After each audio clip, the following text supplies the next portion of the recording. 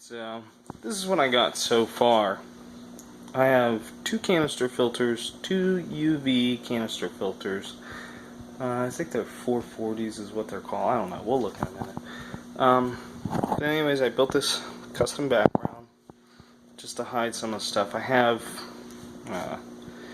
two power heads, two dual power heads. Now, mind you, these won't constantly be running. I think they're 3,200 gallons, I do believe, a piece.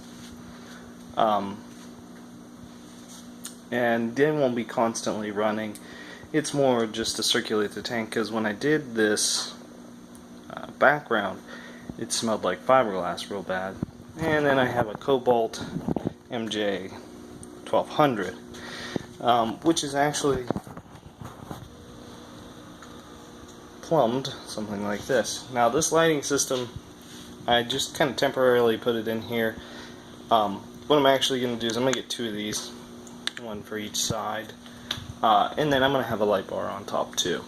But I just put it in there because I really don't know what lighting system I'm going to go for. But anyways, there's also a you can't really see it. There's a top off. There's a skimmer, a surface skimmer in there too.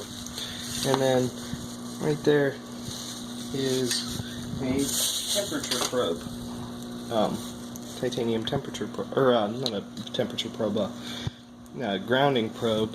And then I also have a temperature probe in here for a safety shutoff. And then of course you get the lights. The wife wanted these little colorful rocks in there, and they glow really nice underneath the light spectrum. But anyways, here's what I have so far. Now, the little Cobalt MJ20 plumbed down into here. Now, this is going to feed the reactors, which are going to be placed up on top. I have it 3-ported right now.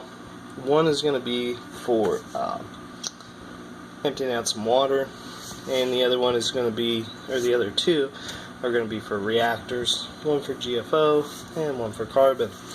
And here's the temperature probe, which I haven't mounted yet. I don't know where I want to mount it up on top to save space, but this is a auto shut-off system, so if you can watch, I'll turn up the temperature real quick, and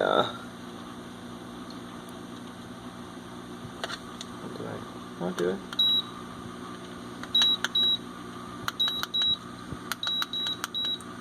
Anywho, oh, there we go. Okay, now it's doing it. It'll actually shut the temperature off when it gets within a certain range, so it avoids over tank heating. Now this is also an inline tank heater running off of this UV canister filter. There's also another canister filter over there, which you can see the UV is running on it. Then I got the two power strips, and this is actually a GFO or GFI protected circuit. Not here. It's actually in the amp box. Just to make it simpler for me. This one actually, this canister filter has nothing but ceramic rings in it. That's it.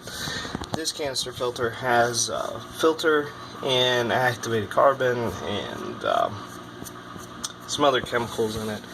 This is actually going to, what I plan on doing is cutting out a section, and I'm going to get a overflow, and I'm actually going to have I think I'm going to get a Tom Rapids wet dry sump, or wet dry canister filter, whatever you want to call it. And I'm going to place it down in here, and then I'm going to have the two reactors mounted up there, and I'm going to drill holes in the top of the filter, the Tom Rapids RP3. I'm going to drill holes and have the reactors dump right back into that, and then have it pour back up on top. So that's the plan so far. I have the 2 reactors are actually coming today, but I still don't have the Tom Rapids. So that's kind of depressing, but it's coming together slowly. And then when I do have the Tom Rapids, this filter over here, I'm going to replace it with nothing but ceramic rings. No filter medium whatsoever. Because, as you can see, these filters, you can't pull them out now. With the power strips mounted, you can't pull them out. So, I just got a little night light in there because it's kind of nice to be able to see down here when it's completely dark. But, anyways, that's the setup so far. Just wanted to see what everybody thought about it. I'd like to hear some opinions, some feedback. Yes, I know that this setup is going to be over-filtered because it's only 55 gallons. But I don't really care. I'd rather have too much filtration than not enough. And I don't know what I'm going to do with this, if it's going to be overstocked, if it's going to be a coil tank. Plus, if I go to get like another 100-gallon setup, I can literally just dismantle all this crap and throw it on that one. And yeah, that's plenty enough filtration for that tank as well. So just tell me what you guys think.